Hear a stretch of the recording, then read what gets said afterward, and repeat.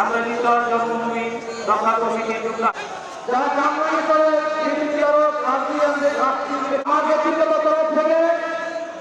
কেন্দ্রীয় বাণিজ্যিক অঞ্চল সিবিডি বাতিলের দাবিতে কয়েক মাস ধরে আন্দোলন করে আসছে কামরাঙ্গীরচরবাসী।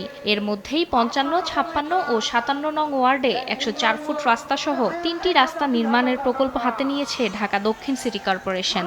এর প্রতিবাদে শুক্রবার দুপুরে সমাবেশ করে তারা। কামরাঙ্গীরচরের হাসপাতাল মাঠের সমাবেশে দলে দলে যোগ দেন স্থানীয় বাড়িওয়ালা, ভাড়াটিয়া সহ ব্যবসায়ীরা।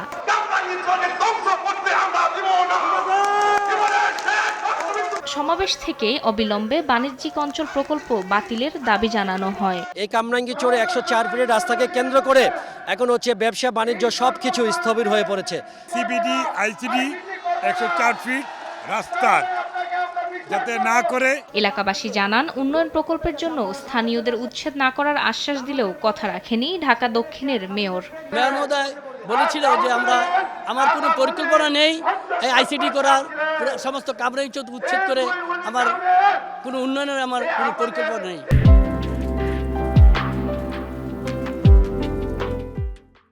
এটা আপনার কামরাঙ্গীরচরের মানুষ মানে না, এটা বাস্তবায়নে পুরো কামরাঙ্গীরচরের মানুষ উচ্ছেদ হয়ে যাবে। এই কামরাঙ্গীরচরের স্থানীয় মানুষগুলো কোথায় যাবে? এতগুলো মানুষ, ২০ লক্ষ মানুষ বসবাস।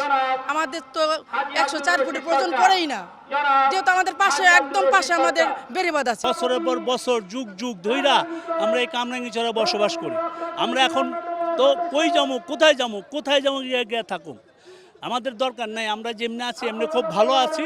যে কোনো মূল্যে নিজেদের আশ্রয় টিকিয়ে রাখার ঘোষণা দিয়েছে কামরাঙ্গীরচর জন্মভূমি রক্ষা কমিটি। ফারজানা আক্তার, সময় সংবাদ, ঢাকা।